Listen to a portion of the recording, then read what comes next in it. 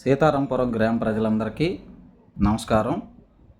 గతంలో పనిచేస్తున్న field అసిస్టెంట్ని Sitarampuram majority peoples అందరి కోరిక మేరకు మార్చడం జరుగుతుంది. ఆ ప్లేస్లో మురారి నాగప్రసాద్ని ఏర్పాటు చేయడం జరుగుతుంది. ఆవిడ ఎంతమంది అవినీతి నాయకుల్ని వెనకాల వేసుకొచ్చినా వాళ్ళ అవినీతి ఏంటో గతంలోనే కొల్లు రవీంద్ర గారు గమనించారు. ఆయన పక్క పంచాయతీలో ఉన్న అవినీతి నాయకులను కూడా వెంటేసుకు వస్తున్నారు.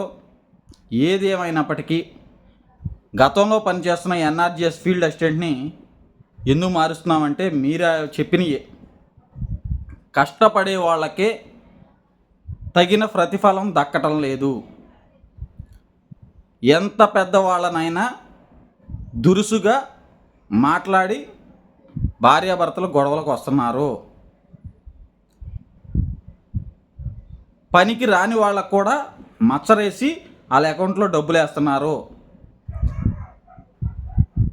అన్న ఇలాంటి ఆరోపణలతో మేము తీసి మామూలుగా వేరే అతన్ని ఏర్పాటు చేసాం. అయితే నేను సక్రమంగా పనిచేశానని ఆవిడ ఎండిఓ గారికి లెటర్ ఇచ్చారు. లెటర్ ఇస్తే దాని మీద ఎంక్వైరీ చేసాం. ఆ ఎంక్వైరీలో ఏం తేలిందంటే చనిపోయిన వారికి మచ్చరపడి డబ్బులు పడినాయి.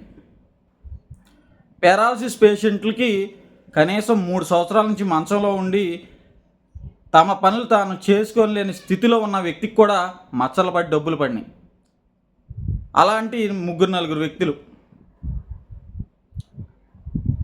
సీతారాంపురంలో ప్రెసిడెంట్ పదవులు చేసిన వారు ఇప్పటి వరకు పని ఆహార పథకం పనిచేసిన దగ్గర నుంచి ఇప్పటి వరకు ప్రెసిడెంట్లకి మచ్చలు పడి డబ్బులు వస్తున్నాయి. ఈవిడ ఎంత తీసుకుంటుంది, వాళ్ళకి ఎంత ఇస్తుంది అన్నది తర్వాత విషయం. బెల్ కంపెనీలో ఉద్యోగం చేసే వాళ్ళకి మచ్చలు పడి డబ్బులు పడుతున్నాయి. విజయవాడలో హైదరాబాదులో ఉద్యోగం చేసిన వారికి డబ్బులు పడుతున్నాయి. అంటే ఇక్కడ కష్టపడిన వాడికి పూర్తిగా ఆవిడ దృష్టిలో ఎదవల కింద లెక్కేసి ఒక అవినీతి నాయకుడిని ఏదో తలా ₹1,00,000 ఇస్తే మళ్ళీ నేనే ఉండొచ్చు. సుమారుగా 300 నుంచి 400 జాబ్ కార్డులు ఉన్నాయి.